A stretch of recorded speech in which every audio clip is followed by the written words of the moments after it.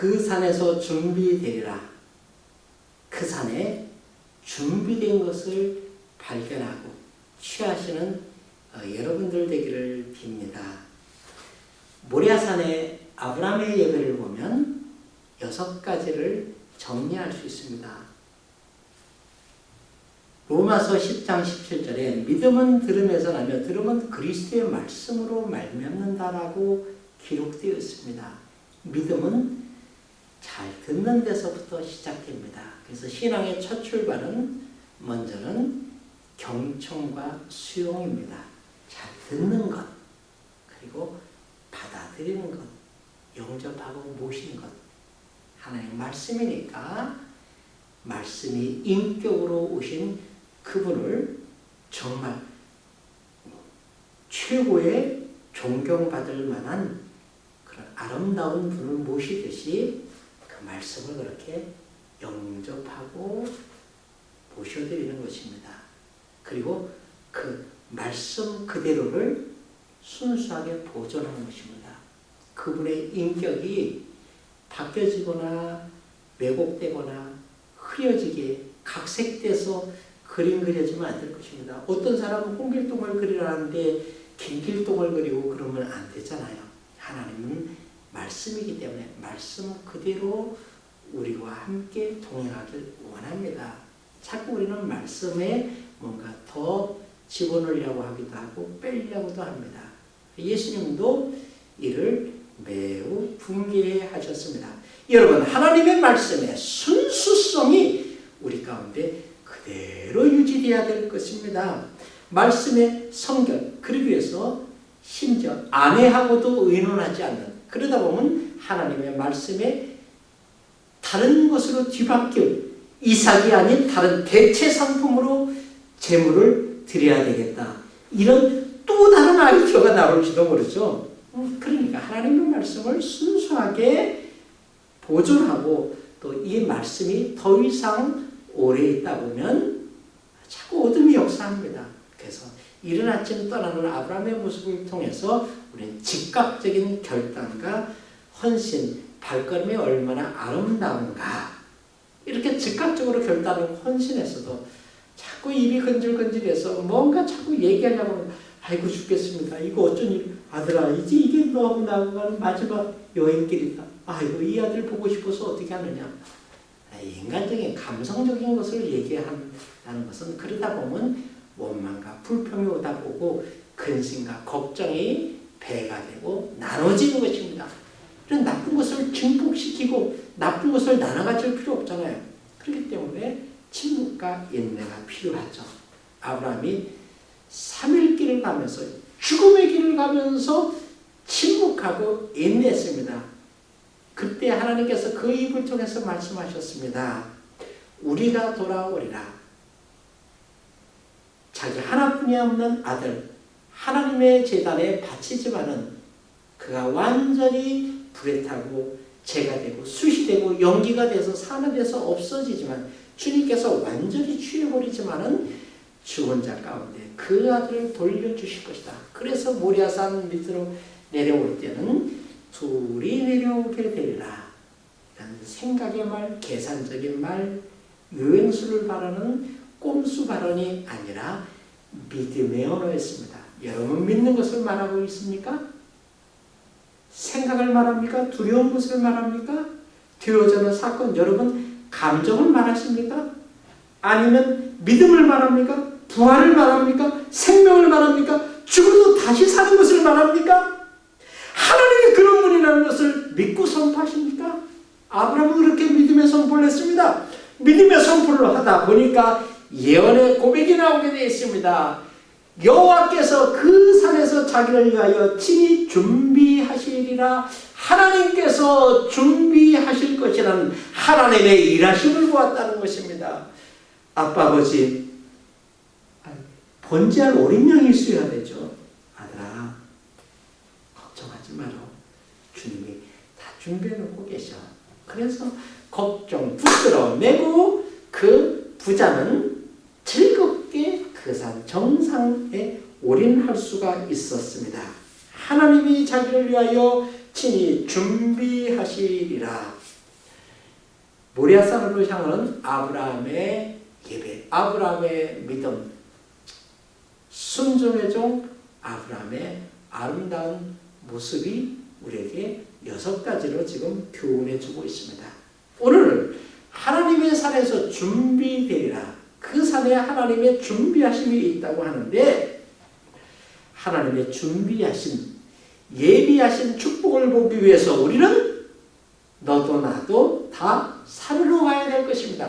왜냐하면 산은 하나님이 계신 곳이기 때문에, 하나님 만나는 곳이기 때문입니다.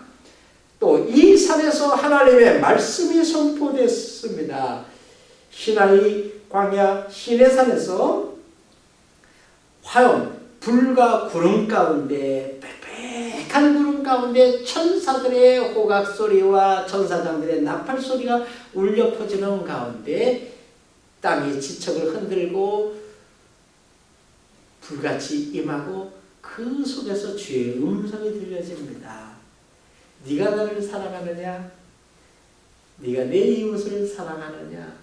십계명을 주셨고 약자 보호법이라는 계약법전을 통해서 이 땅의 백성들이 어떻게 사이좋게 어울려서 하나님의 정의와 공도를 행해야 될 것을 알게 됐습니다.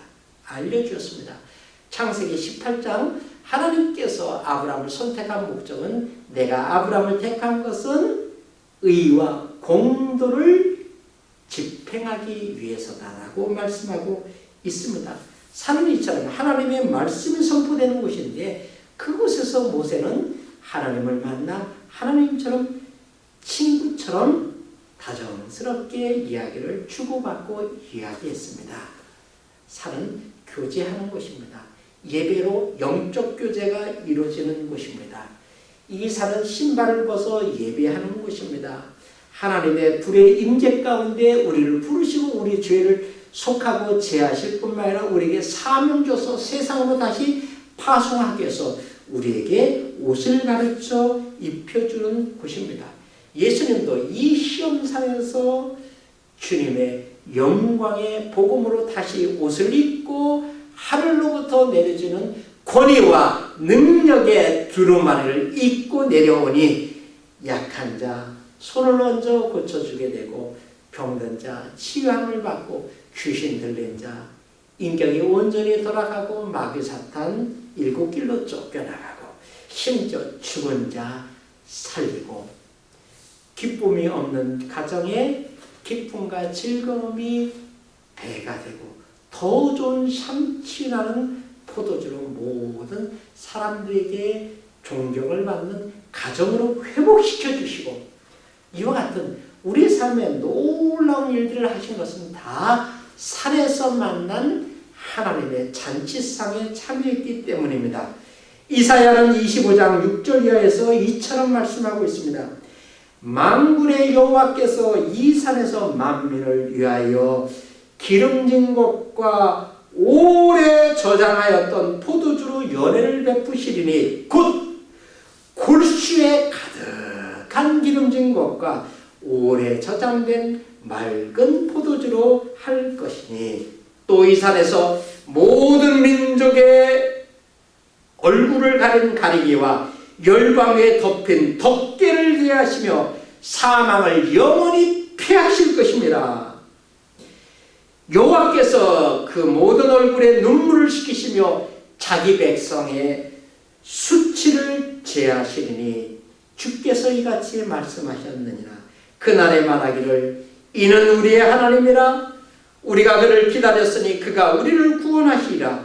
이는 여호와시라. 우리가 그를 기다렸으니 우리는 그 구원을 기뻐하며 즐거워하리로다 할 것이며, 여호와의 손이 이 산에서 나타나리라. 여호와의 손이 이 산에서 나타나리라. 그 산은 하나님의 손이 나타나는 것입니다. 주의 능력이 나타나는 것입니다. 주의 통치, 지도력이 행사되는 곳입니다. 주의 정부, 주의 권사가 행해지는 곳입니다. 이 산에서 우리를 위해서 가장 좋은 힘과 능력이 되는 오래 그 골수에 기름진 것, 힘, 능력, 돈, 명예, 권세죠. 살아가는데 우리가 필요하죠. 예배자들에게 그걸 주시겠다고 말씀하지 않습니까? 돈과 명예와 권세, 힘, 좋은 고기, 최고 특등급의 고기를 주시겠다고 말씀하는 것 아닙니까? 말씀 그대로, 문자 그대로입니다. 최고 고기는 여러분 아무나 먹습니까? 산에 온전히 타고 올 수 있습니다. 여러분, 가장 좋은 등급의 골수에 가득한 기름진 것은 모리아산 정상의 온자를 위한 것입니다.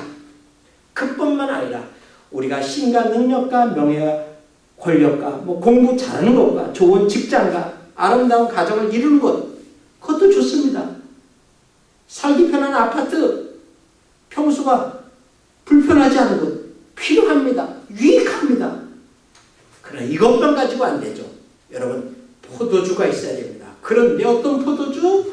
오래 저장된 극상품, 맑은 포도주, 향취나는 포도주, 힘, 능력, 실력과 즐거움과 기쁨과 모든 관계가 원만한 것, 이게 고단백 식품과 그 다음에 최고의 포도주가 대변하고 있는 우리 인생에서 가장 필요한 두 가지입니다. 여러분, 이 같은 두 가지를 어디서 얻습니까? 네, 그렇습니다. 여호와의 산입니다. 그 산은 하나님을 만나는 곳, 하나님을 예배하는 곳이라고 말씀했습니다. 그리고 이 산은 신약의 교회입니다. 예루살렘은 신약의 교회입니다.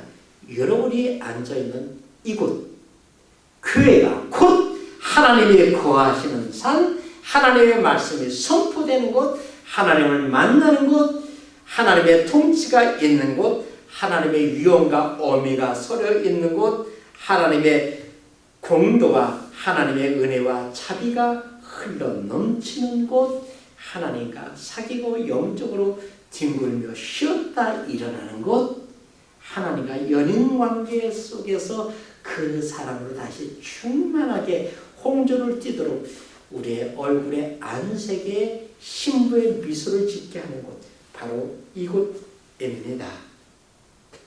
우리 주님은 이 산에서 준비해 오시고 여러분을 부르셨습니다. 그리고 두 번째로 준비하신 하나님은 여러분을 보고 계십니다. 그래서 이 말씀은 멀리서 보고 계신 것이 아닙니다. 가까이서 함께하며 보고 계시고 느끼고 계신 것입니다. 주님은 본다는 것은 준비한다는 개념하고 똑같습니다. 여호와 이레, 여호와께서 준비하시라. 모든 그리스도인들이 다 좋아하는 용어입니다. 여호와께서 준비하시라.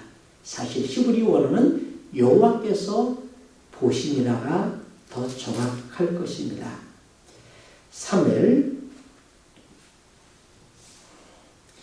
16장 1절을 보면 여호와께서 사무엘에게 이르시되 내가 이미 사울을 버려 이스라엘 왕이 되지 못하게 했는데 너 사무엘은 그를 위하여 언제까지 슬퍼하겠느냐. 너는 뿔에 기름을 채워가지고 가라. 내가 너를 베들레헴 사람 이새에게로 보내리니 이는 내가 그 아들 중에 한 왕을 보았느니라. 이새 아들 중에서 말째 아들 다윗을 지칭하는 것 같습니다. 이새 아들 중에 왕될 제목 한 왕을 보았느니라. 창세기 22장 번역하듯이 하면 한 왕을 준비해 놓았느니라. 그러니까 본다는 것은 준비한다는 것입니다. 하나님이 여러분을 본다는 것은 준비한다는 것입니다. 여러분, 예배를 본다는 것은 하나님의 준비하신 것을 내가 누리고 내가 거머쥐게 된다는 것입니다. 그 산은 하나님의 준비가 있는 곳. 근데 이 준비를 보기 위해서 하나님은 우리 가운데 계시며 우리 입이 얼마나 아름다운가, 우리 발걸음이 얼마나 복된가. 여러분의 어깨가 지치고 수고서 억지로 순전해서 끌려왔는가? 기쁨으로 멍에를 그리스도의 멍에 가운데 들어와서 즐거움의 멍에를 메고 이곳에 왔는가? 이걸 보고 있습니다. 사무엘상서 2장 3절에 한나의 기도 내용 가운데 하나님의 예언의 말씀이 들어있습니다. 신이 교만한 말을 다시 하지 말 것이며 오만한 말을 너희 입에서 하지 말지어다. 여호와는 지식의 하나님이라 행동을 달아보시느니라.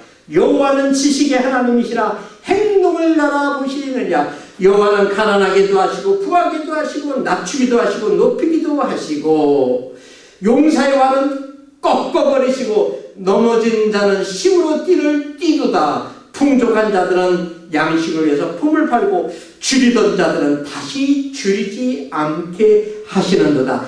가난한 자는 진토 가운데 일으키시며 빈곤한 자를 걸음돌에서 올려주시며 귀족들과 함께 앉아 영광의 자리를 차지하게 하시는도다.